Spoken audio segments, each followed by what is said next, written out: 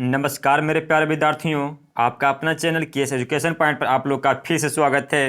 तो आज मैं लेकर आया हूँ, जैसे कि मैं पिछला वीडियो में बात किए थे बिहार का प्राचीन इतिहास, तो आज का हम लेकर आए हैं वीडियो बिहार का मध्यकालीन इतिहास।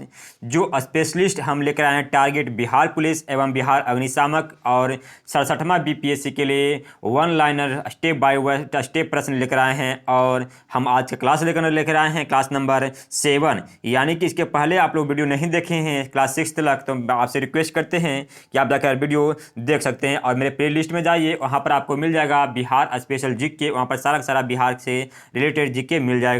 तो चलते हैं, अगर इसका पीडीएफ पाना चाहते हैं मेरे साथियों तो मेरे टेलीग्राम को ज्वाइन कीजिए, वहाँ से आपको सारा का सारा वीडियो को साथ साथ वीडियो के साथ साथ पीडीएफ भी मिल जाएगा। और टेलीग्राम ज्वाइन करने के लिए नीचे जो है डिस्क्रिप्शन में लिंक दे दिया गया है, वहाँ पर आप जाके ज्वाइन कर सकते हैं। तो चलते हैं आज के पहला प्रश्न की ओर चलते हैं। बिहार का मध्यकालीन इतिहास का पहला वीडियो आज हम लेकर आए हैं।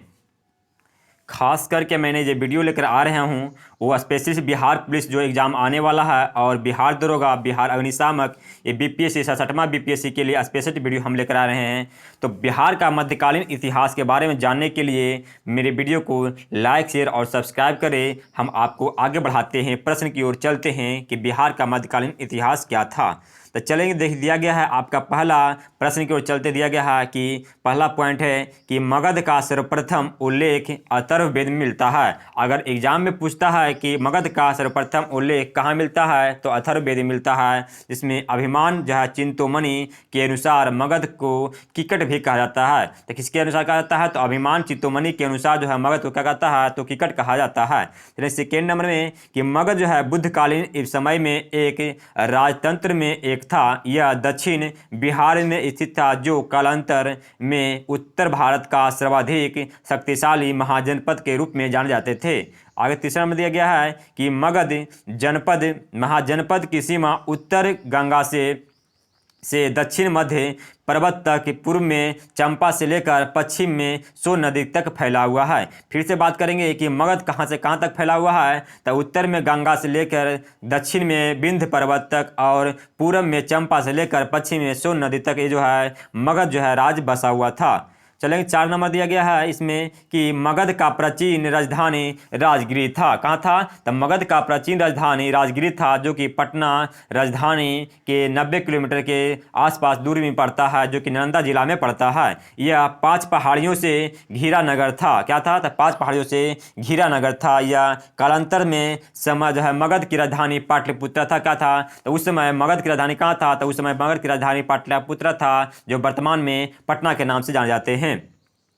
मगध राज्य में तत्कालीन शक्तिशाली राज कौन कौन था, उसमें कौन कौन सा जो राज था वो शक्तिशाली के रूप में जाने जाते थे। कौशल, वत्सव, अवंती को अपने जनपद को मिला लिया और इस प्रकार मगध का विस्तार अखंड भारत के रूप में हो गया और प्राचीन मगध का इतिहास में भारत का इतिहास बन गया था। चलिए, 5 नंबर दिया गया है इसमें कि प्राचीन गणराज, जिसे हम प्राचीन बिहार में बुद्धकालीन समय में गंगा घाटी में लगभग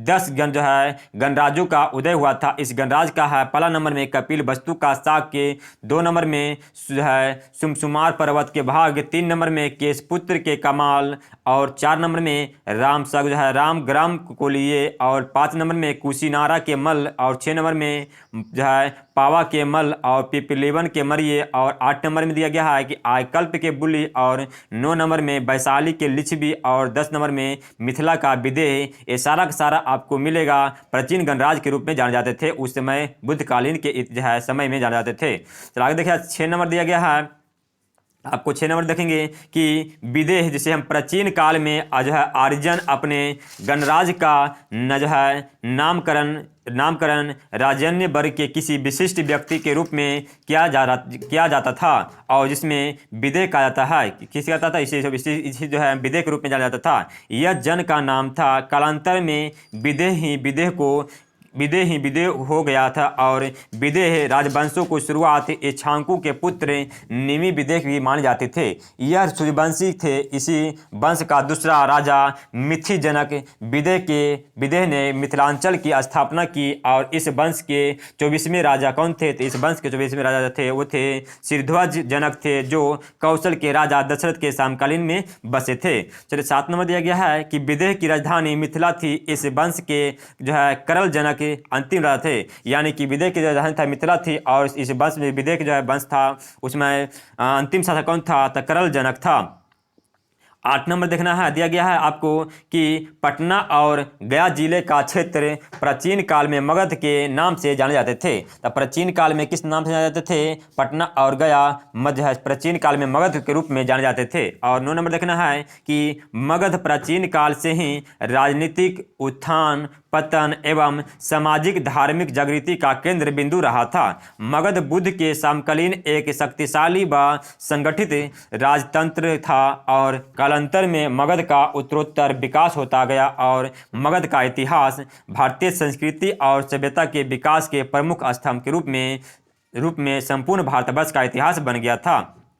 तो हमें उम्मीद होगा कि वीडियो आपको समझ में आ रहा होगा। अगर बीपीएससी 67वां बीपीएससी की तैयारी कर रहे हैं तो आपके लिए एक स्टेप बाय स्टेप ये जो क्वेश्चन है आपके लिए बनता जाता है और बहुत ही महत्वपूर्ण है। और बीपीएससी या बिहार पुलिस की तैयारी कर रहे हैं या बिहार अग्निशामक की तैयारी कर रहे हैं या बिहार दरोगा की तैयारी कर रहे हैं तो इनके लिए अति महत्वपूर्ण वीडियो आपके लिए है। 10 नंबर दिया गया है आपके लिए कि बृहदत्त यह जो है क्या बृहदत्त यह सबसे प्राचीनतम वंश था। क्या था? तो बिहार का सबसे प्राचीनतम वंश था वो कौन था? बृहदत्त था। जो महाभारत तथा पुराणों के अनुसार जरासंध के पिता तथा चेदिराज वसुपुत्र बृहदत्त ने बृहदत्त वंश की स्थापना किए थे। यानी कि बात करते हैं बृहदत्त की स्थापना किसने किए थे, वंश की स्थापना किसने किए थे, तो आपको हो जाएगा किसने किया था? तो जरासंध के पिता जो थे वो जो चेरिराज जो है वसुपुत्र चेरिराज के वसुपुत्र कौन था? तो बृहदत्त है। तो बृहदत्त के ही वंश की स्थापना किए थे। इस वंश में जो है 10 राजा हुए करते थे, जिसमें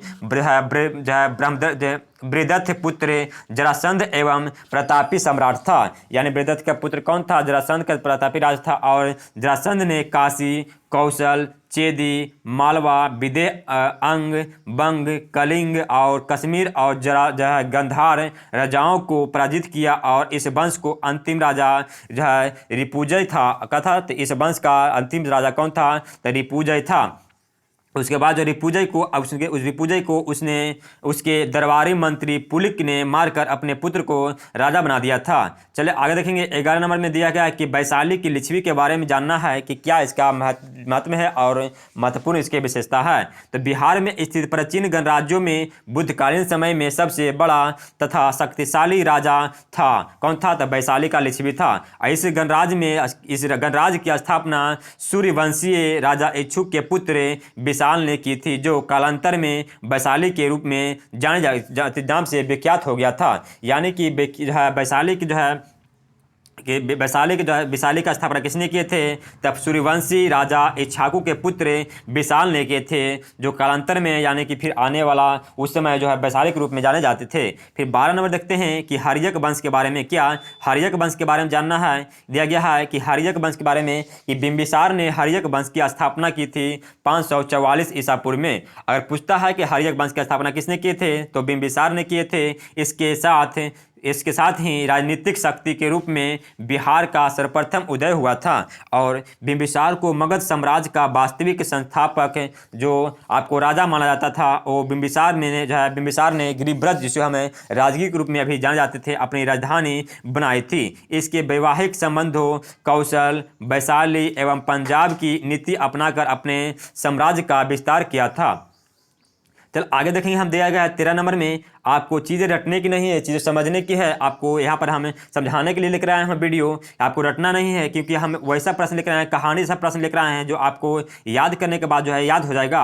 अगर आप चाहते हैं कि इसे याद नहीं हो रहा है तो 2 बार 3 बार वीडियो देखिएगा। हमें उम्मीद होगा कि यह वीडियो आपको समझ में आएगा और वीडियो को प्लीज़ शेयर करना न भूलिएगा। आपके आसपास जितने भी भाई एवं बहन हो, बीपीएससी हो गया, बिहार दरोगा हो गया या बिहार स्पेशलिस्ट जितने भी एग्जाम हैं होने वाला उनके तैयारी कर रहे हैं तो उनके लिए बहुत ही महत्वपूर्ण वीडियो बन जाता है। तो बिंबिसार के बारे में देखेंगे, जिनका जो शासनकाल था 544 ईसा पूर्व से लेकर 492 ईसा पूर्व तक था। तो इसके बारे में देखेंगे कि बिंबिसार एक जो है कूटनीतिज्ञ थे का था। तो बिंबिसार एक जो है कूटनीतिज्ञ एवं दूरदर्शी शासक था। उसने प्रमुख राजवंशों में वैवाहिक संबंधों पर जो है स्थापित कर राज्य को फैलाया था।